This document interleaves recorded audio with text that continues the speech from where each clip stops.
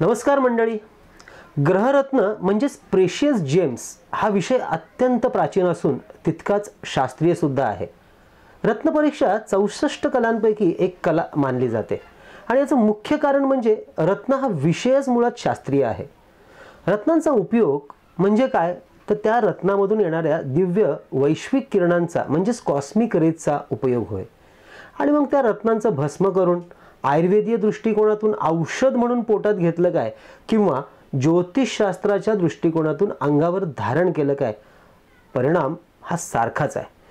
परंतु दुर्दैवाने या दिव्य आणि अवघड शास्त्रातील मूळ शास्त्रीय कल्पना मात्र बाजूला राहून रत्नशास्त्राच्या मागे अनेक अर्धवट अशास्त्रीय भोंगळ कल्पना जोडल्या गेल्या.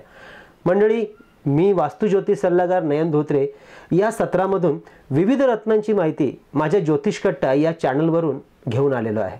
कृपया ज्योतिषशास्त्रातल्या अशा अनेक रंजक गोष्टींची माहिती देणारं ज्योतिषकट्टा हे चॅनल अवश्य सबस्क्राईब करा आणि हो, सोबत दिलेलं बेलचं चिन्हसुद्धा अवश्य दाबा की जेणेकरून माझे नवीन येणारे व्हिडिओज त्यांचं नोटिफिकेशन सगळ्यात पहिल्यांदा आपल्याला मिळू शकेल.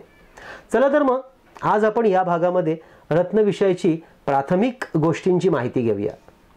रत्न वापरत असताना ते रत्न आपल्याला लाभतं असं म्हटलं जातं. आता हे लाभतं म्हणजे काय हो, तर त्याचा अर्थ शास्त्रीय दृष्टिकोनातून एवढाच असतो की त्या रत्नामधून जो रंग त्या शरीरामध्ये येत असतो त्या व्यक्तीच्या शरीराला तो अनुकूल झालेला आहे.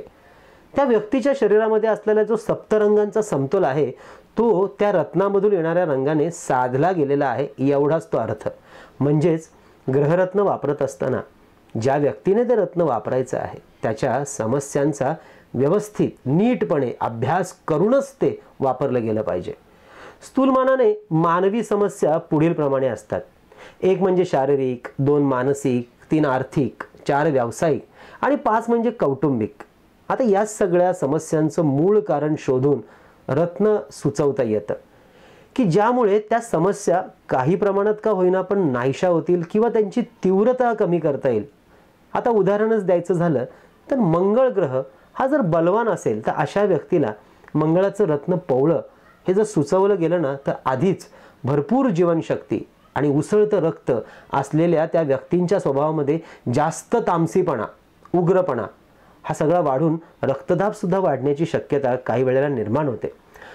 अशा वेळेला ही अंगीभूत ऊर्जा कंट्रोल समतोल राखण्यासाठी आणि तामसीपणा कमी होण्यासाठी मोती किंवा पुष्कराज या रत्नाचा वापर या व्यक्तीकरता विशेष लाभदायक ठरतो. म्हणजेच कुंडलीतील बलवान असलेल्या ग्रहांचं रत्न वापरणं सुद्धा कधी कधी उपयोगाचं नसतं, कारण त्या ग्रहांच्या वैश्विक किरणांचा त्या व्यक्तीला अगोदरपासूनच जास्तीत जास्त फायदा झालेला असतो. आणि त्यामुळे जे ग्रह कुंडलीत कमकुवत आहेत अशा ग्रहांचं रत्न वापरावं की ज्यामुळे मगाशी चर्चा केल्याप्रमाणे कमतरता असलेल्या वैश्विक किरणांचा फायदा होऊन व्यक्तिमत्व अजून छानपैकी उठावदार व्हायला मदत मिळते. काही वेळेला खडतर अशा ग्रहांची महादशा सुरू असते. अशा वेळेला त्या ग्रहाचं रत्न वापरल्यामुळे खडतरता कमी व्हायला सुद्धा मदत होते आणि अगदी त्याचप्रमाणे शुभग्रहांच्या महादशेमध्ये त्या ग्रहाचं रत्न वापरल्यामुळे जास्तीत जास्त फायदा सुद्धा सुबत्ता सुद्धा मिळवता येते. ग्रहरत्न वापरताना एखाद्या विशिष्ट समस्येवरती विचार करून सुद्धा रत्न वापरता येतं. उदाहरणार्थ खडतर विवाह योग हा असल्यावरती सप्तम स्थानाशी संबंधित रत्न किंवा विवाहासाठी आवश्यक असलेलं गुरुबळ वाढवण्यासाठी पुष्कराज नावाचं रत्न हे वापरणं विशेष योग्य आणि फायदेशीर ठरतं. कार्यक्षेत्रानुसार सुद्धा रत्नाची निवड करता येते बरं का. उदाहरणार्थ मार्केटिंग, शिक्षण, लेखन, अकाउंट यासारख्या बोलण्याच्या विषयामध्ये क्षेत्रामध्ये काम करणाऱ्या लोकांना सुद्धा बुधाचं रत्न 5 वापरून चांगलाच लाभ मिळवता येतो. आजारपणामध्ये सुद्धा रत्नाचा वापर चांगला गुण मिळवून द्यायला मदत करतो. म्हणजे अंगामध्ये जेव्हा भरपूर उष्णता वाढलेली असते किंवा रक्तदोष असतो त्यावेळेला शरीरातील पिवळ्या रंगाचं आधिक्य म्हणजेच पित्तप्रकोप वाढलेला दिसतो. यासाठी हे आधिक्य कमी करण्यासाठी त्या व्यक्तीमधील गुलाबी रंगाचा प्रभाव वाढवणं अत्यंत आवश्यक असतं.